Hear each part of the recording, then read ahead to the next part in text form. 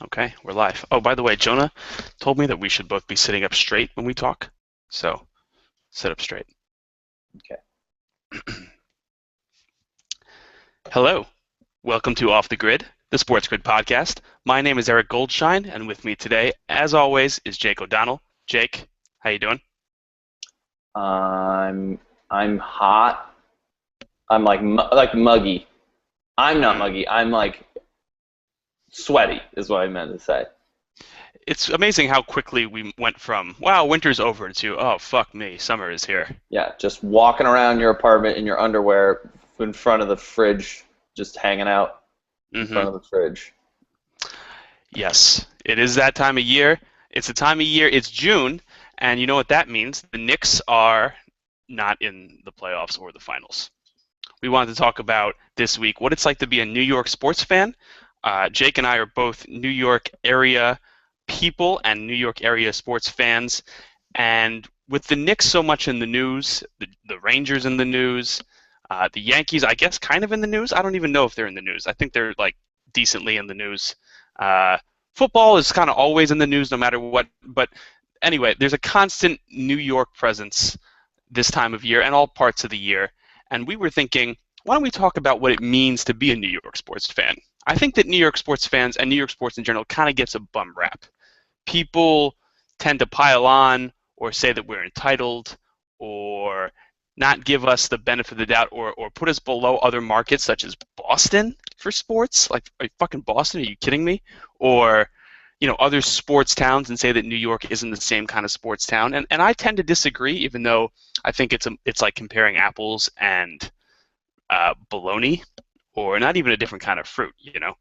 So let's talk about New York sports. Like, what is that? What is it like to be a New York sports fan in this day and age and for eternity or something? I'm not really sure where I'm going with that. Jake, talk to me about New York sports and what it means to you. Like, what? Okay, help me out here. What? Uh, give me a lead in that I can then edit in later. oh, the New York sports.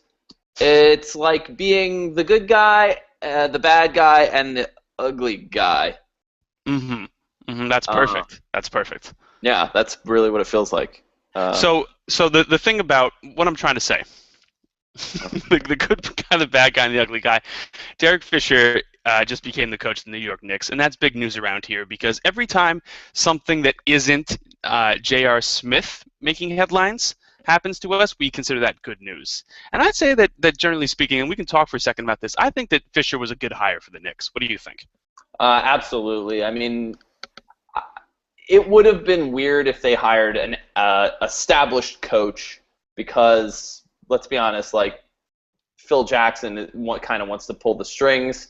So it helps to have an Eric Spoelstra type situation. I think the Heat are probably the model for NBA franchises going forward who don't want to rely on pure like the luck and the pure genius of the San Antonio Spurs. Like that's really hard. You know, getting an old guy with the championship resume, not pedigree. Getting sick of people calling it a pedigree. Hmm. Uh, that's not what Derek Fisher or Phil Jackson has. Someone who has experience winning championships to coach, like be a proxy coach for a younger guy who can connect with the players more, keeps the superstars happy, and it also like is a clear blueprint that is proven. So I like this move because I think it is the really basically the second time this has happened since at all. The Heat being the first time. So this is the Knicks' opportunity to become sort of like the Heat in a systemic way. When you said pedigree, you mean like it only counts as a pedigree if like Derek Fisher's parents were both NBA champions and they boned and made Derek Fisher? And you hear it. Everyone uses it in sports, and I don't get it because most of the people who work in sports are writers, but they use the word pedigree, which is two things. One, it's your genealogy, and two, a type of dog food that's referencing that genealogy. Mm-hmm. It's not that the fact that you've done stuff. Right. I don't have getting drunk and falling asleep on the subway pedigree. I have a history of that. Different. It is on your resume. I remember that under skills and related activities. Yes, and That I don't was, know. I don't know if super that. helpful. I don't know if my parents have done that, but I don't know if they have. Then I guess I do have that pedigree. But I assume that my mom and dad didn't do that. They just didn't live in New York, so it would have been weird. No. So I agree with you. I think it's a good hire. I think there weren't too many coaches out there that would have gotten super pumped about, and that I didn't think probably would have gotten the axe in a couple of years because the roster is going to be shitty anyway. So let's let this young guy kind of get some reps and get accustomed to coaching while the Knicks suck, and then maybe in a few years, we'll be good together. But the thing that I think annoys me when this comes up is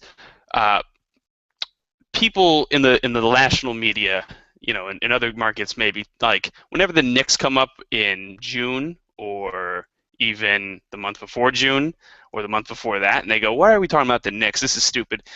It's an important New York Knicks and New York sports in general news is really important for the ecosystem and the healthiness of the league and sports in general. I mean, we are the biggest market, or maybe one or two with LA, in terms of television, in terms of just sheer force of fan base.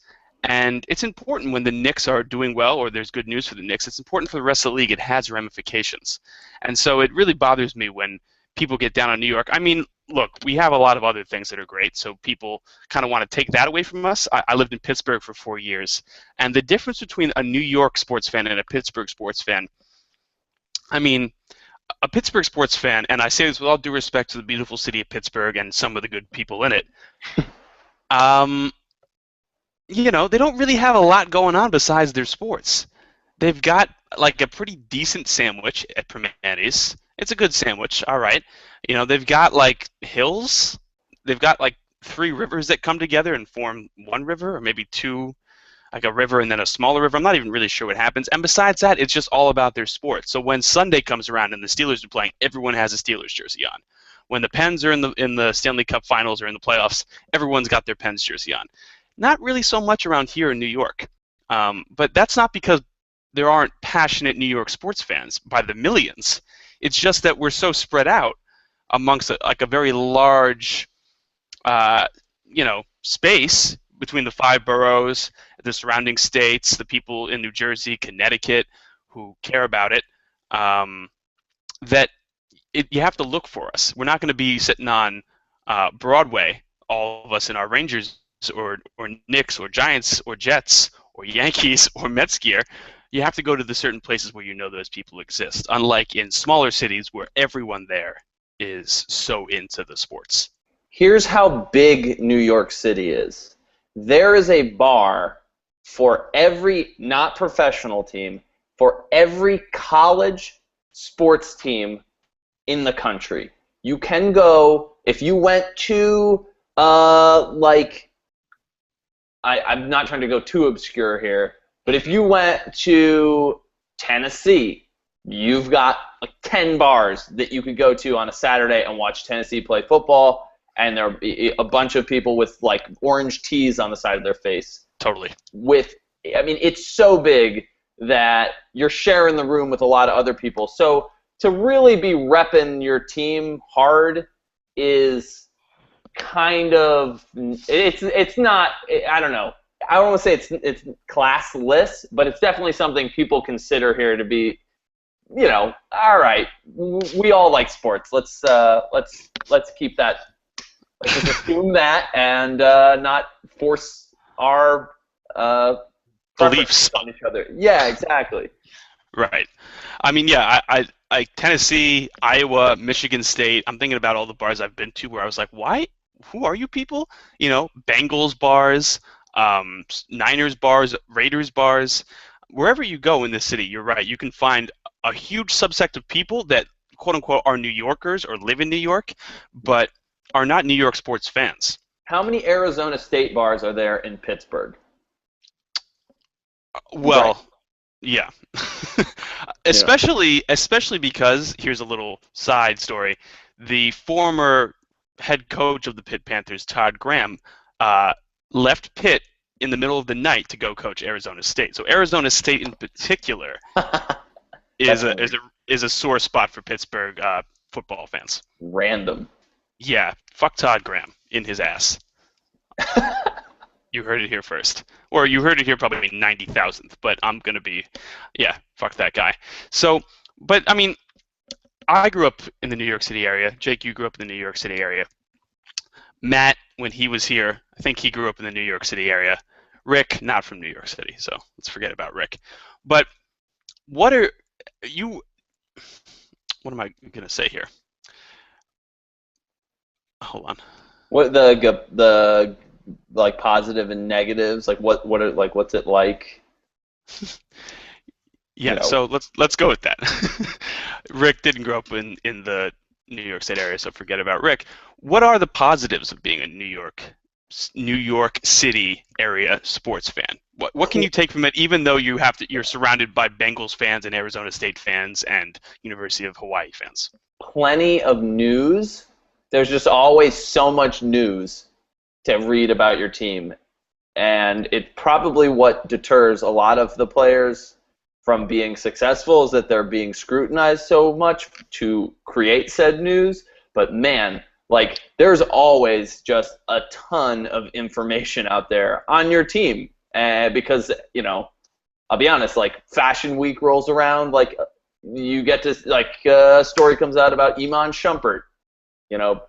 wearing like a trash bag to a Versace show or something, and you're like, whoa, that's weird. Once again, not something that happens in even like St. Louis. Like, there's just constantly information about your teams that you can consume. Right. Totally. I think I like when you do stumble upon like a New York sports bar or a group of New York sports fans who are so passionate and they have all that knowledge that you were talking about. Mhm. They New York sports fans are some of the, and I'm of course extremely biased here, but some of the more knowledgeable and obviously opinionated, but I would really say knowledgeable sports fans out there. We really give other teams their due when they have it, and we know so much about the history of New York, the history of New York sports. Where the Knicks are from originally. That Madison Square Garden Mhm. was not at the 34th Street above Penn Station originally, but actually at Madison Square. You know, things like that. And I really appreciate over the last couple of weeks when the Rangers have been doing really well. And I'm not a huge hockey fan, but now more and more, every time I go out and there's a game on, the bars are packed. Everyone is out and everyone is going nuts for it.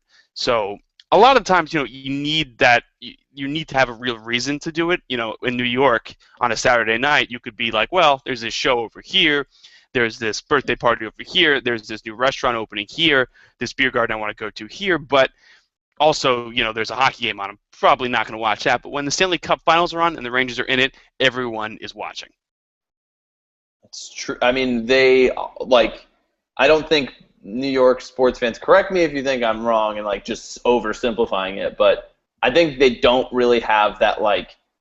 They don't have to invest all of their pride in their city in the team. So Totally. there is that relief of like, well, if we lose, I can give this other team credit because I'm from New York and fuck the LA Kings. Like they like what the hell is Los Angeles? You know what I mean? They don't. Right. There's not quite as much like it happened with Boston with the Red Sox. Like the rivalry was so one-sided with the Red Sox just hating the Yankees and the Yankees just being Yankee fans being like, okay, I guess you hate us.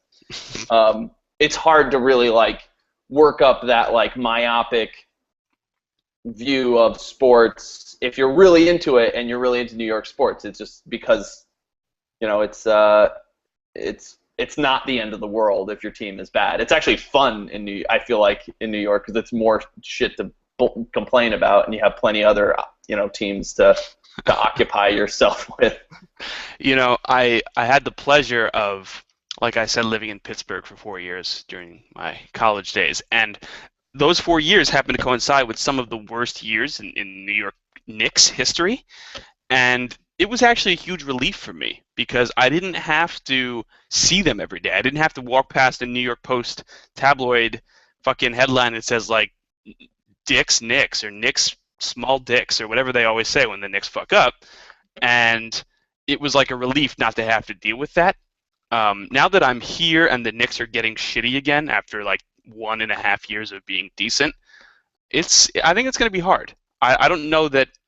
I mean, I'm a little bit older and a little bit less insane about the Knicks as when I was like 11, and that's all I used to think about.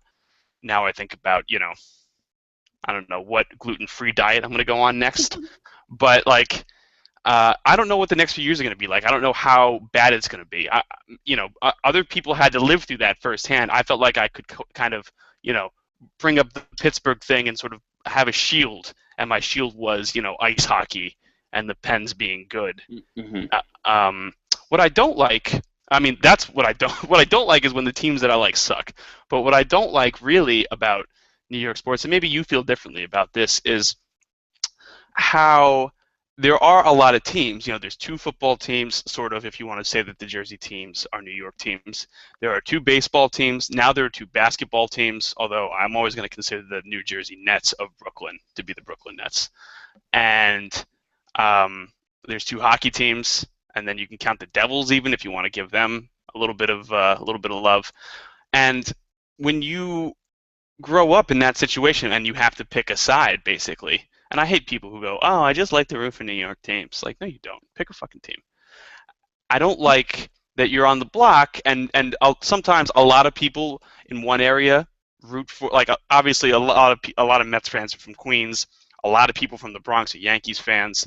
A lot of people in the outer boroughs and out of state are Giants fans, while the middle, like the Manhattanites and the Brooklynites can be Jets fans. But, like, for example, I'm a Giants fan in Brooklyn. And so when you go down my block, there are a lot of Jets fans and Giants fans, and there's not a lot of that feeling on, like, when Sunday ends. You're like, yeah, like, my team won. You don't always feel that camaraderie because it's all so mixed up. And not to mention, the fucking Browns fan who lives down the street who no one talks to, Weird. That kind of thing.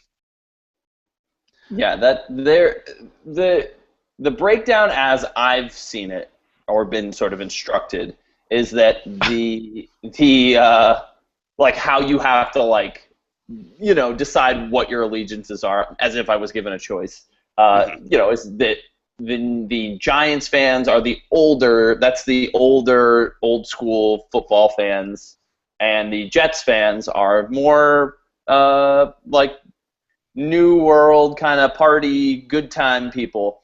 And you can definitely see it when you go to their respective games.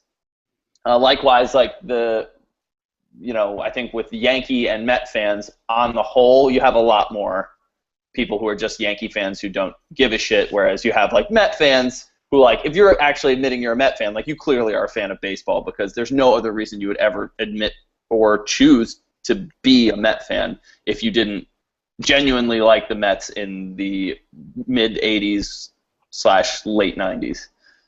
Right.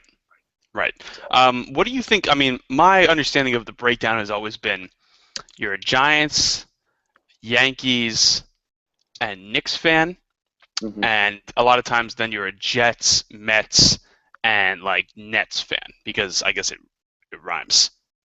But it also, I think, beyond rhyming, and basketball can switch. You can have a Giants and a Yankees fan, and also a Nets fan, or a Mets and Jets fan, but also a Knicks fan, because the Knicks were the only New York City basketball team for a while. But for the most part, you don't see Jets and Yankees or Giants and Mets. Giants and Mets is probably one of the more unique combinations. I really don't see that a lot. Does that sound right? Yeah, that always is weird when you see someone with, like, a Yankee shirt on and, like, a Jets hat. You're like, that doesn't even. Right. Those couldn't be any different. But the reason the Jets are called the Jets is because they used to play in Shea Stadium, which is, if you've ever been to that area, it's just constant noise of planes taking off, and they actually get remarkably close to the stadium. Yes. So that's sort of where I guess the name kind of came from, is that they used to play, like, right underneath an airport.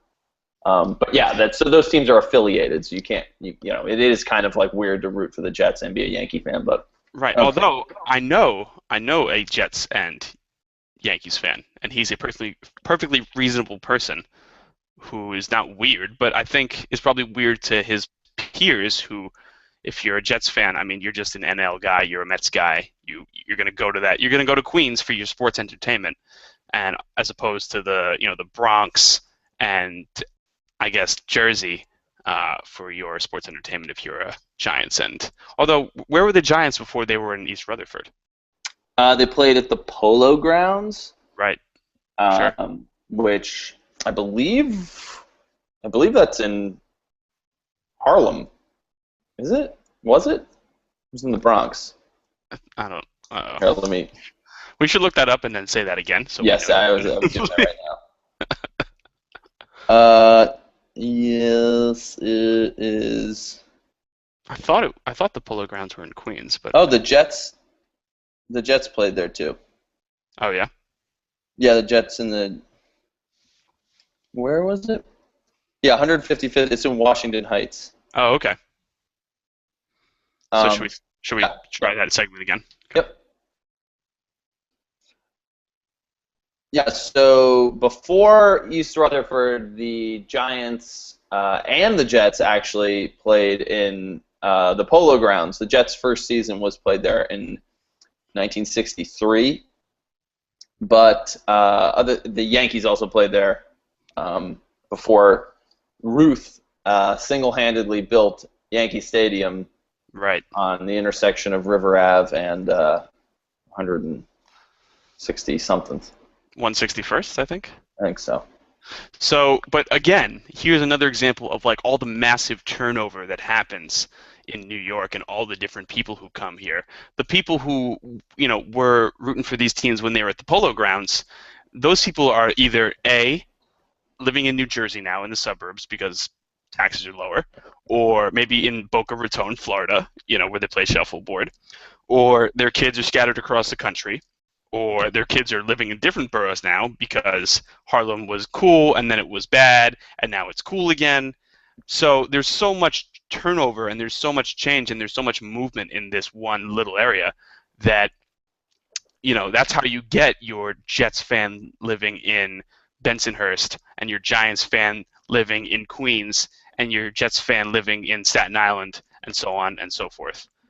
There's just so much movement that even when you have historical ties to a neighborhood or even to a team, I mean, my family going back a long time were all Mets fans because they were Giants fans, or no, sorry, they were Dodgers fans. And when the Dodgers left Brooklyn, they were like, well, we don't really have a team. And then when the Mets came around, they were like, okay, this is kind of our team now. This is the team that takes over. Like that, they pick up the mantle from the Dodgers when the Dodgers left as an NL team. And I think when I was young, I had like this kind of crackhead uncle who was just the black sheep of the family and just wanted to do everything differently from the rest of the family. So he was a Yankees fan. And I identified so much with his, crackhead mindset that I sort of took on that rooting interest. So that's why I'm a Yankees fan when my grandmother, for example, was a Mets fan. Yeah, I think at a certain point, especially with the Mets, and because of how baseball is like really hard to watch, it's like objectively hard to watch, like sticking with a team that it sucks so consistently, and it's a disappointing type of suck.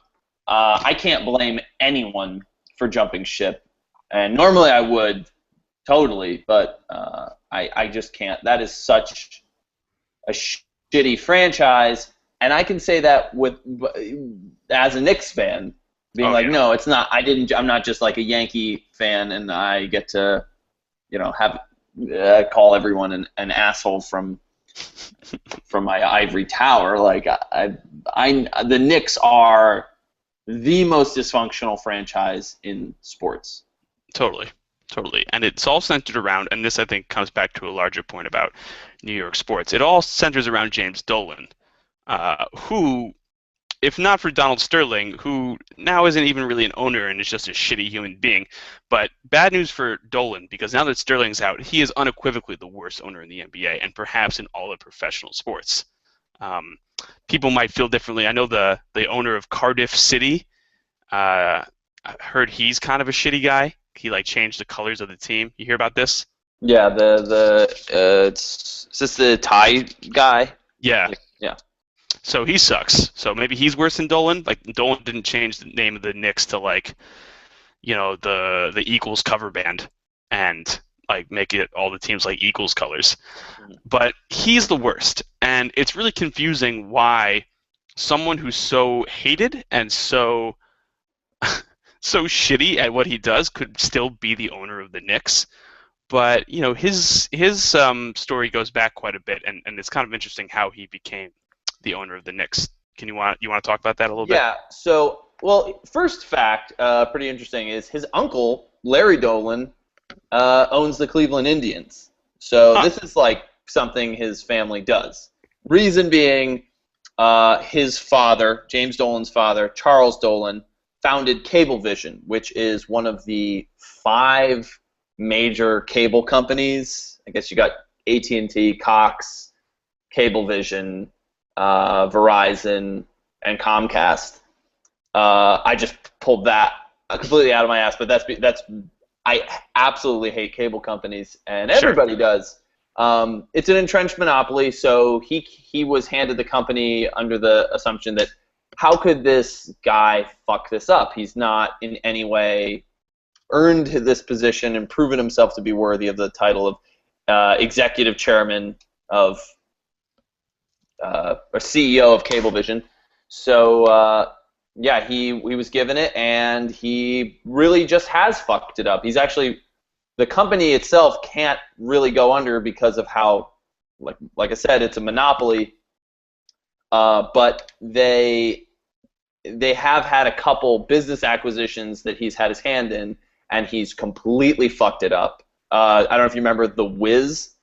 That was sure, of course. Okay, nobody beats The Wiz. Nobody beats The Wiz. Well, that was the reason you know about it is because MSG acquired The Wiz, and that was one of James Dolan's big his trademark acquisition, of which they lost $250 million on it because the internet exists and you can buy stuff on the internet. And also, he had to go to rehab. He's got a bit of a temper and a drinking problem. He has pretty much proven himself to be mildly aware that he sucks at what he does, so he doesn't talk to the media at all as a policy, and his hobbies are described as being a blues-inspired rock singer for J.D. and the Straight Shot and an avid sailor. I have seen J.D. and the Straight Shot live in person. Really? It is borderline. Yes, they filled in for Al Green at an Aretha Franklin concert. Do not ask me why I was there, but at a very Jones Beach Theater, or Jones Beach at the Nikon Theater out in Long Island, and it's basically a rich guy bought a bunch of really quality musicians to play music behind him while he holds a guitar. He doesn't play it. Or he'll play very basic, like a basic chord, or just like a beginner guitar riff, and sing in this faux Delta blues kind of deep bellowy voice. It's so pathetic, but it is representative of who this guy is. And he's on the Knicks since Cablevision acquired Madison Square Garden from Viacom in the late 90s. So, are you there? Yeah. Okay, sorry. I thought I cut you off. Did I cut you off? No. Okay. Oh, actually, I'll start. James Dolan acquired the Knicks when Paramount Communications, who owned Madison Square Garden, was acquired by Viacom in 1994. Viacom didn't want anything to do with it, so they sold MSG to Cablevision, and that is how Dolan became slowly transitioned into the Knicks owner and worst person in the sports world. Wow. Yep. It's kind of similar to, well, I wouldn't want to compare these two guys because one of them actually owned a winning team, but George Steinbrenner is kind of a similar figure. He, very rich guy, very powerful guy. I believe got a lot of money from his dad, Mm-hmm. and he was the boss, and he became such a part of the team. It was like more about him than it was about anything else. And he did the same thing. He would meddle in daily activities, hire people, fire people. I think he hired and fired Billy Martin like 13 times or something. Mm-hmm. And I don't know what the difference is between Steinbrenner and Dolan. Maybe it was just that Steinbrenner could just spend more money outright than Dolan, and so he could spend it on smarter people and better players than Dolan can. But it's almost like this is also a part of New York sports, having these people who we both love and hate. Like I love to hate. I love to hate Dolan.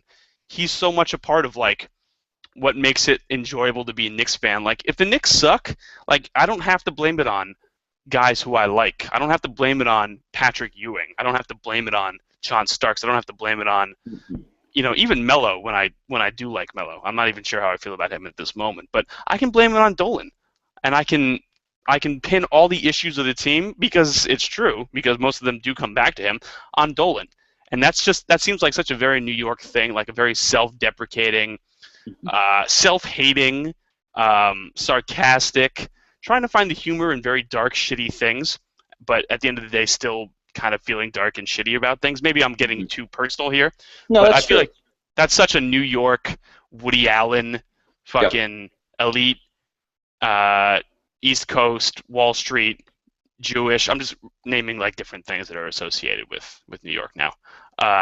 Deli meats, These bagels. are just Fox News taglines for things they plug in to make people in Middle America absolutely loathe the Northeast. Right, and like what I'm saying is, if Dolan left tomorrow, if he sold the team tomorrow, sure, I'd be happy, but I'd also have lost something that's so integral to like my hatred of the team, and then I'd have to start focusing on like Phil Jackson. And what if Phil Jackson lets me down? Then I have to hate Phil Jackson? That's going to be tough. Yeah, I mean, New York is such a big money-making machine that our owners are like, they're like real estate barons just by virtue of like owning the facility where the team is like plays. So they are like so entrenched. They have no incentive to leave. They can do whatever the hell they want. Unlike other parts of the country where the teams will be like, no, fuck you, I'm going to move. Or the fans won't show up, or people will, players won't want to go there. They can sort of have their cake and eat it too. They can be an owner and be a GM and be a flamboyant asshole and hire and fire whoever they want. So we get stuck with, I think, kind of a particularly crazy group of people owning the team. I don't think you have people who are like necessarily looking out for the fans. They're like, no, man, I mean, Steinbrenner bought the Yankees for okay, hold on. He bought the Yankees for $8.8 million. He bought them for $8.8 million. Yes. Wow. For years, the selling price. Okay, here we go. Steinbrenner was a minority partner, blah blah blah, which included Lester Crown, DeLorean, purchasing the Yankees from CBS. For years, the selling price was reported to be $10 million. However, Steinbrenner later revealed the deal to include 2 parking garages. Nice. And that they bought back. So okay, so you can edit that out. Yeah. George Steinbrenner bought the Yankees for $8.8 million.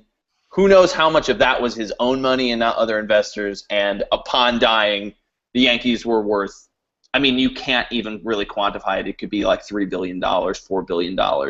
Yeah, it's basically whatever someone is willing to pay for that team, which could be, $5 billion. I could see someone buying the Yankees for $5 billion, no problem. Right. So nobody makes a markup like that on the team. anywhere else other than New York. And so these guys are just completely batshit crazy.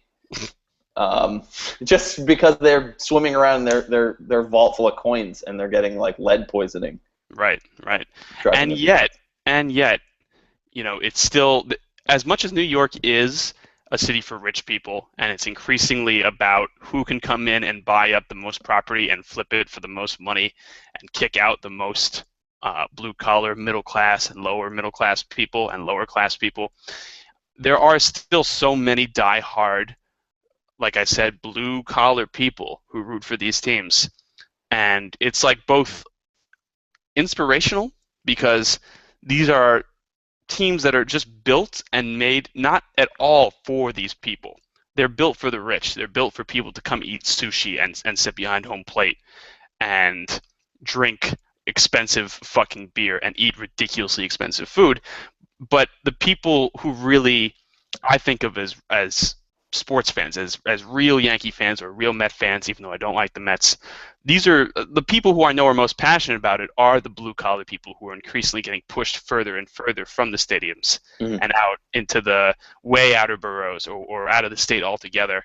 And it can be both inspirational, because I think that's so cool that they still identify so strongly with the pinstripes or with the orange and blue, and disheartening, because I know that it's just another symptom of New York becoming too expensive for its own people.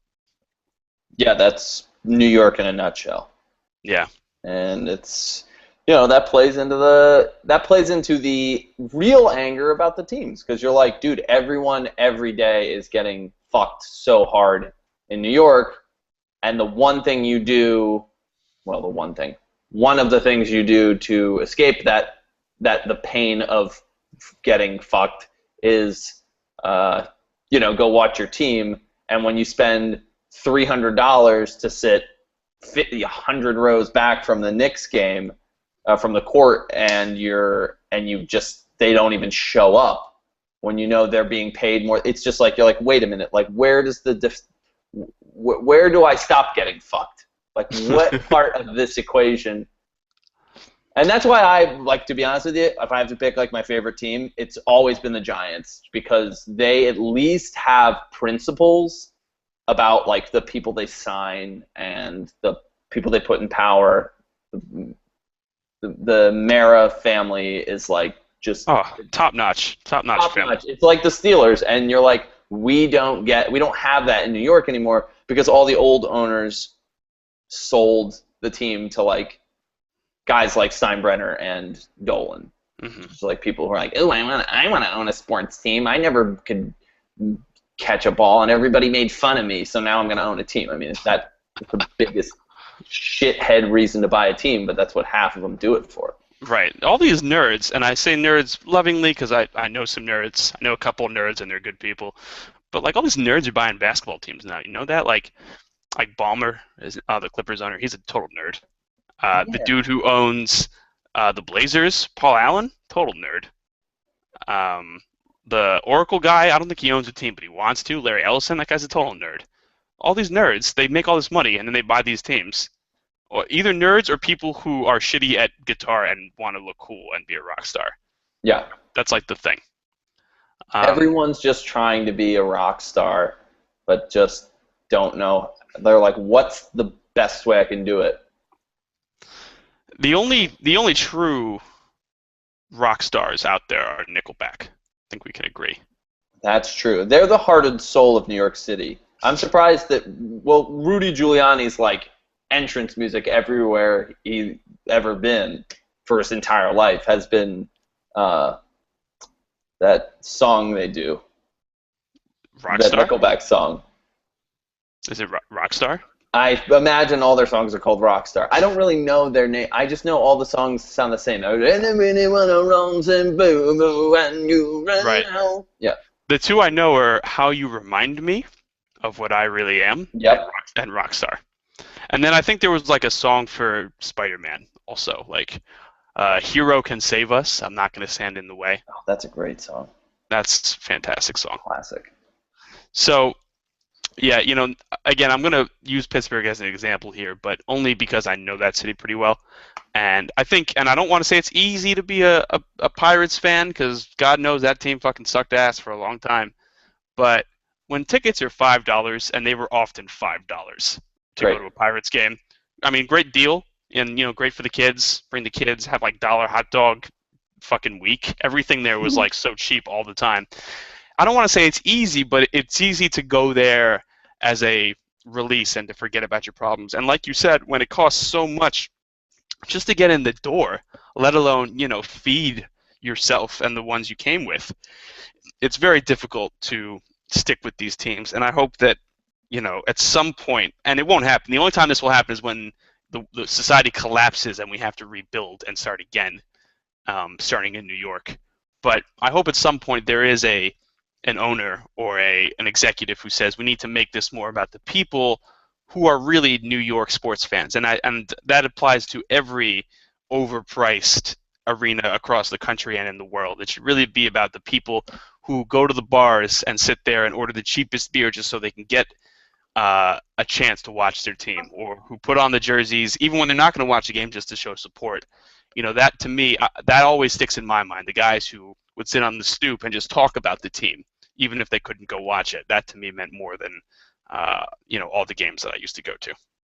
Yeah, that's you know what I connect it back to businesses finally going, you know what, fuck it. Families are like, there are like 8 people groups that have to eat all the time and are constantly trying to the parents are constantly trying to distract the kids. So they just cater to families, and that's great for families, but it ruins it for everyone else, because then you have to like make the experience not about the game, and that costs everyone else. They pass all that down, all the expenses for that down to the regular people, and it's like ridiculous. I'm like, well, I just want to go sit near the thing and watch them play the basketball. I don't need there to be 100 different restaurants, or like, I don't need that. Like, just have a hot dog place that's not shitty hot dogs. Why is this so complicated?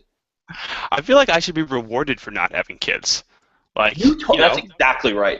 Actually, you should get a huge tax credit for not having kids. I think we just stumbled on something. Like kids, what do kids do besides like fucking advance the human race? They cost a shit ton of money. They end up falling down wells and stuff, and then when the fire department has to like spend their whole day getting the kid from the well, they go to the hospital and they drive up, healthcare costs because they broke their leg in the fall, all because they were like chasing a butterfly or something and they fell down the well. Like, I do my darndest not to create children when I am in the act of procreating.